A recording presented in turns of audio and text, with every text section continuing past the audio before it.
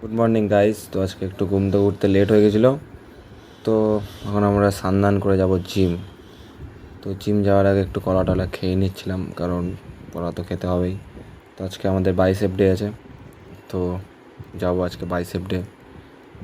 তো এখন আমরা বারবেল কার্ল করছি। এটা বাইসেপের আমার প্রথম ওয়ার্কআউট। তো এটা ভালো মতো করতে আমাদেরকে। তারপর একটু দাঁড়িয়েছিলাম একটু, আজকে খুব জিভে গরম ছিল, বাপরে বাপ অনেক গরম লাগছিল। তো তারপর আমরা করতাম হচ্ছে ডাম্বেল কার্ল। তো এটাও আমাদের ভালো মতো, এটা এটা বাইসেপে প্রচণ্ড পাম্প দেয়। তারপর আমরা পিচার কার্ল করছিলাম। এটা বাইসেপে খুব সুন্দরভাবে পাম্প দেয়, আর এটা করাটা সবার দরকারও উচিত। এটা তোমার বাইসেপকে আরও বড় করবে। আর তারপর আমরা করছিলাম হ্যামার। এটা লাস্ট ওয়ার্কআউট হ্যামার। এটাতে তোমার বাইসেপের সাইড আর ফ্রন্ট পুরো পাম্প হবে।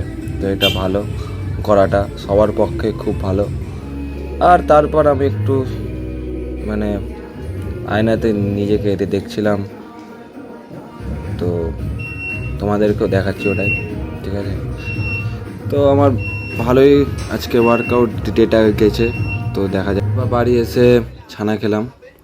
ছানা খাওয়ার পর কোল্ড কফি বানাচ্ছিলাম, তো 5টে কফি নিয়ে তারপর একটু আমুল দুধ দিলাম ওখানে, 4 চামচ কি 5 চামচ দিয়েছিলাম।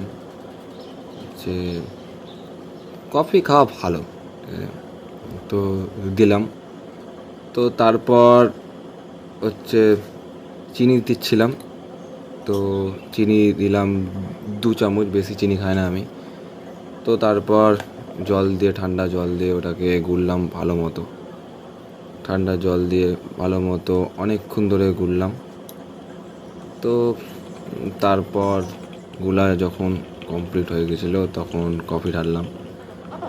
তো দেখতে পাচ্ছ, ঠিক আছে।